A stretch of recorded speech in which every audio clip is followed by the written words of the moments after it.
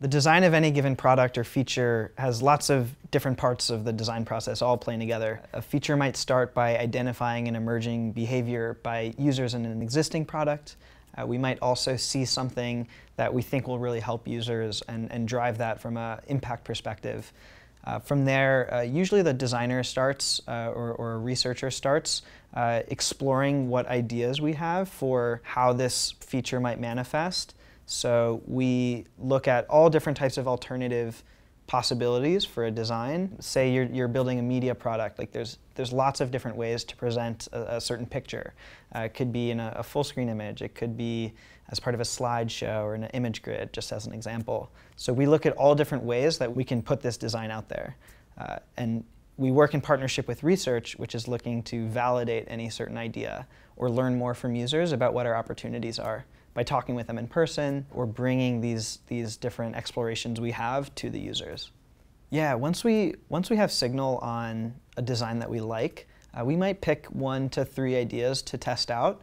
So the designer will work with the researcher and the product manager and some other team members to develop a prototype, which we can then bring to users to help validate these ideas. We start out by talking with user researchers about what the goal of our research might be, whether it's cognition or product market fit or just overall product understanding and usability. And based on that, we're building flows in certain pieces of software that make interactive prototypes that people can hold in their hand and actually play with. And this allows us to watch their reactions to certain features. We get to ask them questions about their understanding of it, and ultimately these observations lead to insights which influence future designs.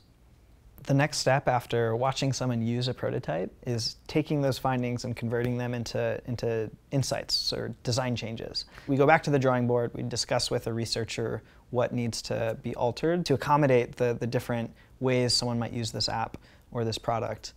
We might do a few more rounds of iterations on this prototype to learn more about each correction we're making, and ultimately when we're confident in something, we'll move it into a higher fidelity stage.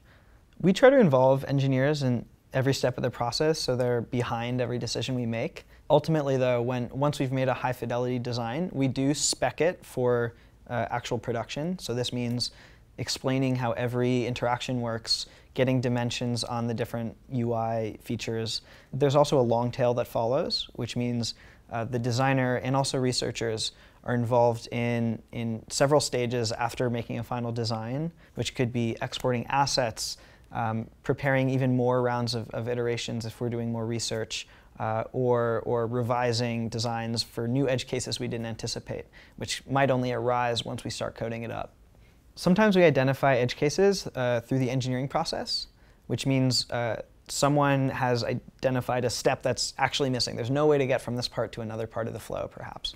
And at that point, we'd go back and we'd revise the flow.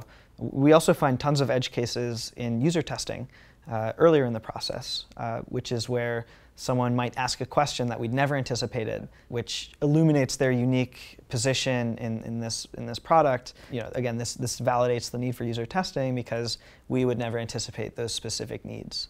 My team at Facebook is the consumer payments team, which means alongside ads payments, we work on things that are more focused at the end user of Facebook. And so one of the features that we put out recently is called group requests. It's part of a feature where inside of our messaging app, you can send and request money to each other.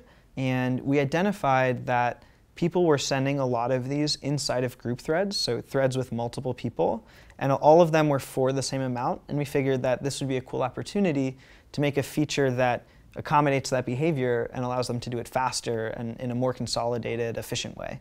So we identified that emerging behavior, and we built out a feature, launched it several months ago, that addresses this need.